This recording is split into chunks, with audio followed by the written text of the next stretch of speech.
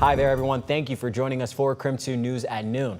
I'm Brandon T. Jones, and we do want to start things off with some breaking news today. The Supreme Court issued a ruling on a closely watched case involving President Trump's move to restrict birthright citizenship.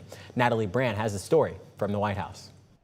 In a 6-3 decision, the U.S. Supreme Court ruled Friday to limit the power of judges to issue nationwide injunctions to block a president's executive order.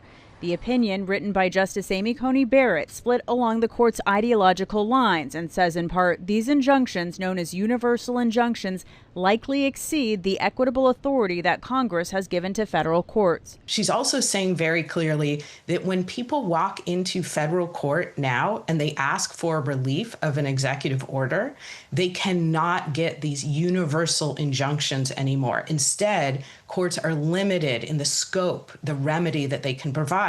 The justices did not rule on birthright citizenship protected by the Constitution's 14th Amendment.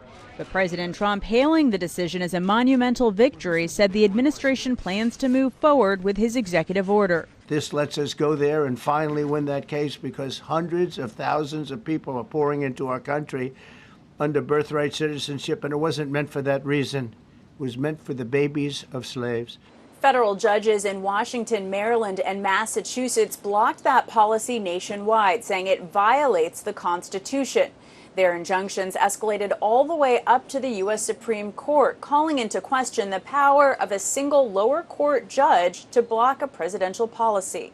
Writing for the minority, Justice Sonia Sotomayor in her dissent said no right is safe in the new legal regime the court creates. In the dissents, what you saw was an argument that, okay, yes, there is a proper process, but there are certain cases where it would be appropriate for a single court to issue a nationwide injunction. The fight over nationwide injunctions goes back years, with presidents from both parties criticizing them. But the legality of President Trump's birthright citizenship order remains unresolved, with legal experts expecting another wave of lawsuits. Natalie Brand, CBS News, Washington. And reactions are pouring in from this ruling. Washington Representative Michael Baumgartner released a statement on X following the announcement, and he said in part, this ruling is much more in line with our federal system and strengthens the union while implicitly respecting its variance in political views. Another reaction in Washington Attorney General Nick Brown also issued a statement. He said, quote, the Supreme Court's ruling is disappointing on many levels, but importantly, this morning's order does not dispute the issue we handily won in the trial court that President Trump's attempt to strip birthright citizenship and is unlawful and wrong. This is a developing story, so we'll continue to keep you updated on KREM.com and tonight on KREM 2 News at 4.